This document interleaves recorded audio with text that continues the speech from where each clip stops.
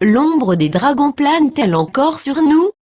2 sur 4 Le langage utilisé par cette Église de Rome est le latin. Or cette langue, morte, n'est pas notre langue d'origine, et c'est pour cela que la plupart des enseignements de cette Église, ayant été traduits et déformés par les divers copistes, ne pouvaient rien réveiller en nos mémoires endormies. Nombreuses sont les ethnies qui disposent de textes sacrés de référence, la Torah pour les Juifs, le Coran pour les musulmans, la Bhagavad Gita pour les hindous, etc. Mais la France n'a aucun livre de référence précis, la Bible n'étant qu'un ouvrage rédigé par des copistes traducteurs se retrouver traduite en une multitude de versions différentes et contradictoires. Langage des oiseaux. Nous ne disposons d'aucun texte écrit car nous sommes héritiers en droite ligne des courants celtes, qui comme je le rappelle n'écrivaient pas, mais transmettaient le savoir par l'oral, la parole, le chant. C'est ainsi que les sages paroles furent cachées dans le langage des oiseaux, les mots du vieux français étant révélateurs de l'essence même d'une connaissance. Le langage dit phonétique permettait en épelant les noms de percevoir l'âme de ceux-ci. Ainsi le mot « François », feu, air, en soi indique clairement que l'individu qui porte ce nom a le feu et l'air intégrés en ses structures, et qu'ainsi ce prénom lui révèle une partie de son potentiel. Malheureusement le vieux langage français a subi une certaine forme d'anglicisation, et s'est trouvé déformé, et nombreux sont les mots dont on ne peut retrouver l'essence originelle. Dès qu'on prononce un nom on émet une onde de forme, qui génère une réalité. Dans les pays anglo-saxons il en était de même, les vieux dialectes comme le gaélique étaient eux aussi révélateurs de sonorités particulières, comme le sont aussi les mantras en Inde.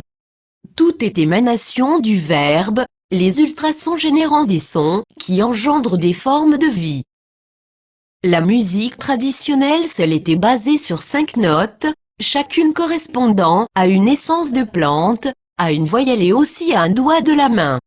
Notre langage actuel, étant un mélange d'anglais et de français déformé, ne peut en aucun cas nous révéler l'essence des choses, bien au contraire il nous maintient enfermés dans des conceptions matricielles déformées. Qu'en haut, vers l'en, c'est la pire des choses qui soit, et plus on l'utilise plus on s'éloigne de la source, plus on se déstructure. Le diable, ce mot porte en lui-même la révélation. Il symbolise la dualité propre à l'expérience de ce monde. Le mot « Satan » voulant dire « ennemi » ou « celui qui résiste » est aussi révélateur, alors que Lucifer voulant dire « le porteur de lumière » porte lui aussi son message. Chez le Celte qui ne vénérait que le dieu unique androgyne, dont le soleil était le pôle masculin et la nature le rôle féminin, les multiples déités ne représentaient que des aspects de ce dieu unique, Cernunno le dieu de la fécondité, Belenos le dieu du soleil, Brigitte la déesse des moissons, etc. Ainsi on pouvait invoquer le dieu adéquat à nos besoins, quand cela était nécessaire. Cernunno, représenté sous la forme d'un cerf magnifique, fut transformé par la religion de Rome en diable, normal. Un cerf porte des cornes et est doté de sabots. Ainsi tout l'aspect, force sexuelle, de Cernunno fut diabolisé et tous ceux qui invoquaient ce dieu finissaient sur le bûcher. Toute personne ou ethnie qui résistait était représentée comme étant Satan et était condamnée à la destruction par le feu ou le fer. Quant à Lucifer dit prince des ténèbres, il a été connu grâce à cette religion et a été ainsi présenté comme le grand ténébreux et identifié à Cernunno le dieu cornu. Cependant nous pouvons remarquer une chose, il est dit prince et non roi.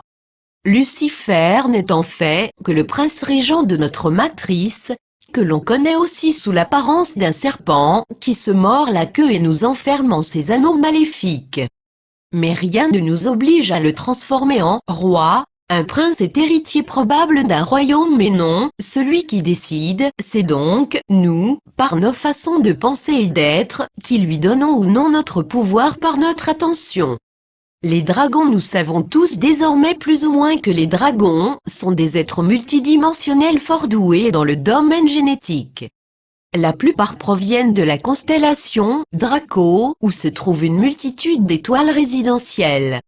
Les dragons représentent des forces en potentiel, le dragon du feu, le dragon de l'eau, le dragon de l'air, le dragon de la terre, le dragon de l'éther.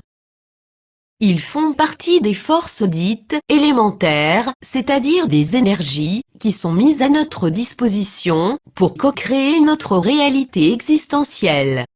Nous disposons d'un corps dense englobé dans différents corps subtils grâce à l'intervention des dragons, qui sont des êtres magnifiques et fort respectés dans les temps anciens. À ce titre, chacun de nos corps est lié à l'un d'entre eux. Notre corps physique est lié au dragon de la Terre, qui a permis la construction de celui-ci. Il nous relie à la Terre, aux forces telluriques, au monde minéral et aux nains du petit peuple. Il nous maintient en contact avec ce monde par le biais du toucher. Notre corps éthérique dit vital est lié au dragon de l'eau et à notre force vitale. Il nous relie à l'énergie vitale, aux forces de l'eau, sources, rivières, océans, au monde végétal et aux nymphes, ondines et sirènes. Il nous maintient en contact avec ce monde par le biais du goût. Notre corps astral dit émotionnel est lié au dragon du feu et il nous relie au feu de la terre, au monde des instincts, désirs et pulsions et au feu central de la terre, volcan, et au monde animal, pulsions, et nous maintient en contact avec ce monde par le biais de l'odorat. Notre corps mental est lié au dragon de l'air. Il nous relie à l'air, atmosphère et vent, au monde humain et aux elfes du petit peuple. Il nous maintient en contact avec ce monde par le biais de la vision.